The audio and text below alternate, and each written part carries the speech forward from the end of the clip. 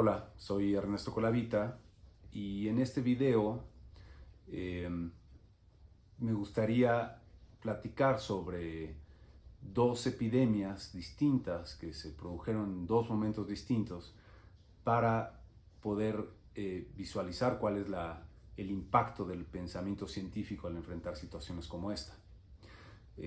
Una de ellas es la peste bubónica, que se produjo de una manera brutal durante varios siglos en Europa a partir del siglo XIV, por ahí del 1350 fue el primer brote masivo, y la otra fue cólera, que en distintos momentos se produjo en distintos lugares, pero en particular me gustaría analizar lo que pasó en Inglaterra, en Londres, en el siglo XIX.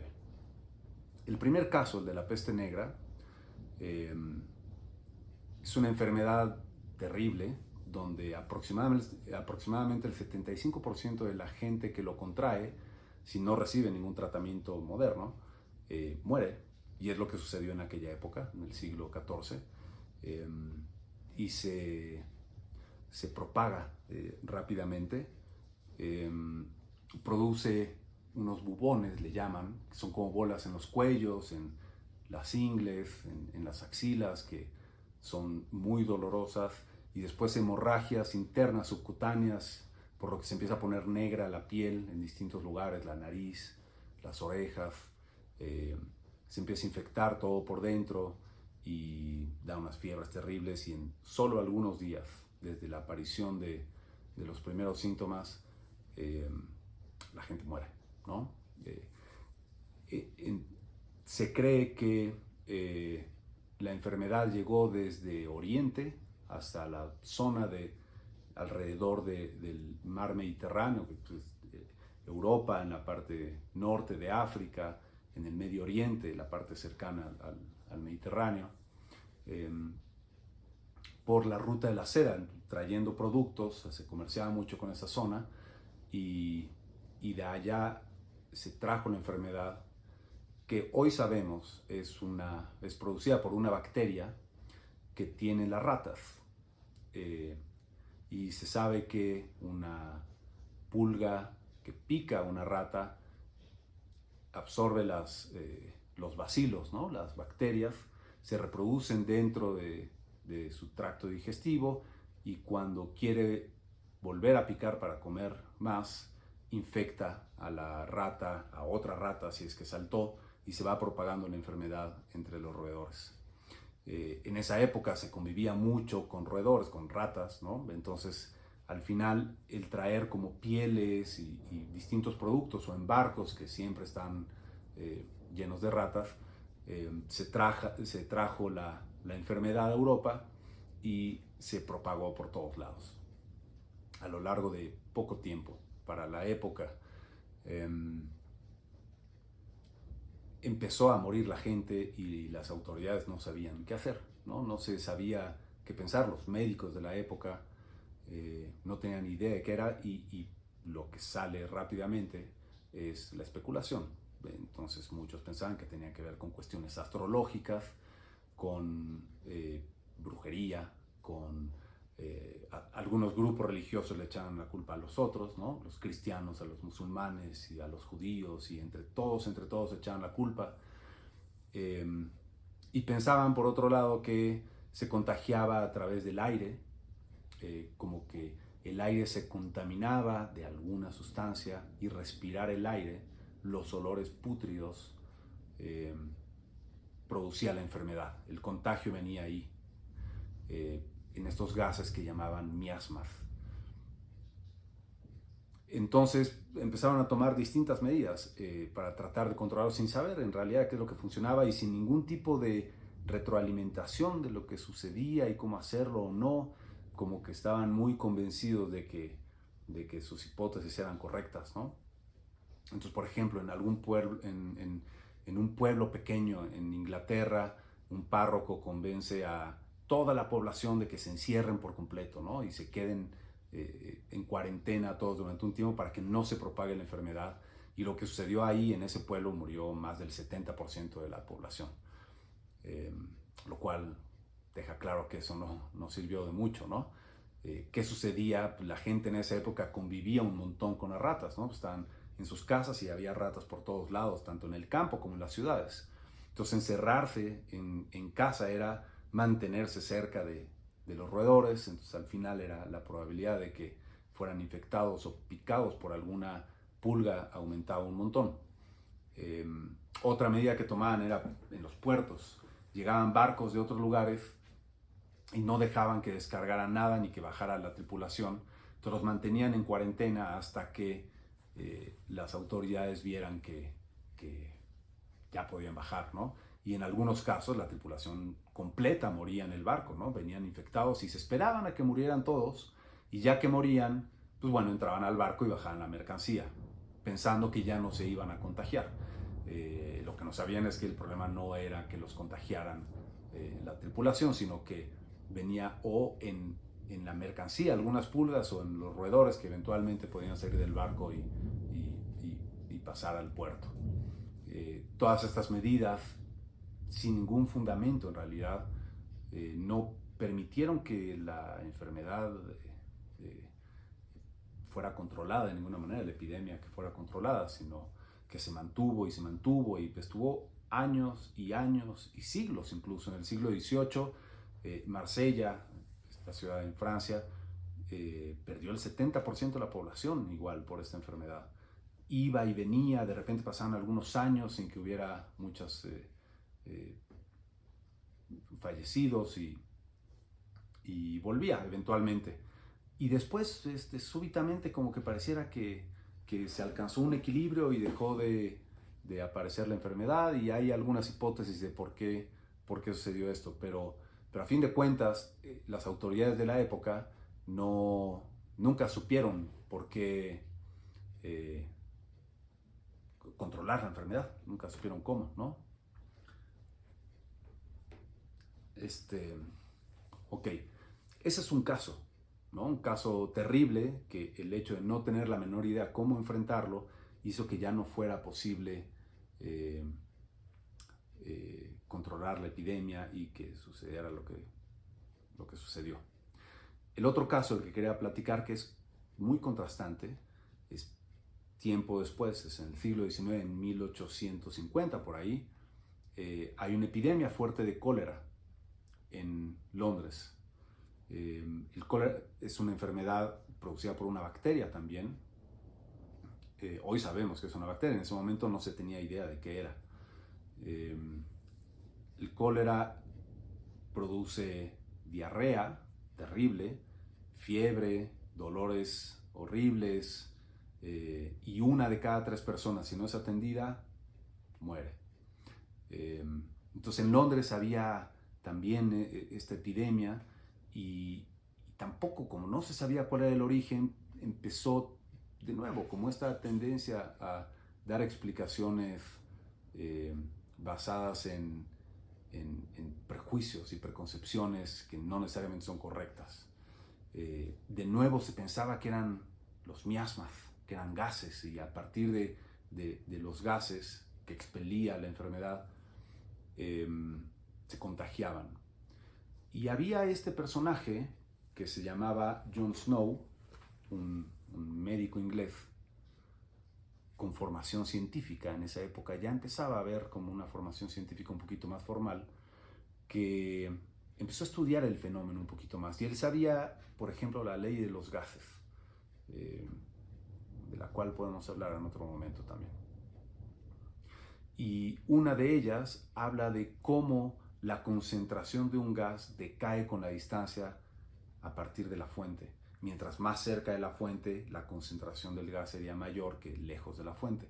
Y de hecho decae de una forma como 1 entre la distancia al cuadrado. De tal manera que si yo me encuentro a 100 metros de la fuente, la concentración sería 1 entre 1000 de la concentración que había acá. Una milésima parte. Entonces justo lo que él decía, no suena lógico que allá se estén enfermando mucho igual que aquí, como si los hubiera contagiado, como que parecía que no había mucha correlación en la zona, en la cercanía con una persona enferma, además de que muchas veces había personas que estaban cerca y no se contagiaban. cerca entre enfermos y no enfermos. Entonces tenía que ser en un mecanismo distinto. Entonces, una de las cualidades de esta enfermedad es que la diarrea tenía como bolitas blancas, como granitos de arroz. Entonces, lo que supuso es la diarrea tiene el agente tóxico, digamos, ¿no? Entonces pudiera ser que la ropa, el estar en contacto con un enfermo, contacto directo, hiciera que eventualmente, accidentalmente, uno se pusiera las manos en la boca y tragara este agente tóxico, este agente que genera la enfermedad. Y solía pasar que si había una persona cuidando a la otra, sí se enfermaba. Entonces también todos los desechos que iban al desagüe y de ahí se iban al río, hacía que si alguien entraba en contacto con el agua del río pudiera contagiarse también. Entonces, ok, el agua pudiera ser, ¿no? Y esta parte del contacto, había como algunas medidas que se podían tomar como para aminorar la tasa de contagio, para que la gente se contagiara menos. Entonces empezó a ver como algunos patrones de comportamiento y empezó a ver que, por ejemplo, una vez hubo una tormenta enorme y después de una tormenta, una lluvia fuerte, hubo un montón de casos nuevos de cólera. Y en esa época el desagüe venía por arriba y las tuberías de suministro para los hogares venían por abajo. Entonces lo que pensó Snow pareciera que con la lluvia se filtró un poco y se metió al agua potable y entonces eso hacía que la gente tomara agua contaminada. Y entonces él empezó a pensar, viene en el agua, es algo que tiene que ver con el agua. Entonces fue con las autoridades, y las autoridades lo tiraron de loco, ¿no? Siguieron con la misma idea de echaban inciensos o gases purificantes, no sé qué significaba eso, ¿no? Pero gases purificantes como para que no se contagiara por los miasmas, la enfermedad, no servía de nada.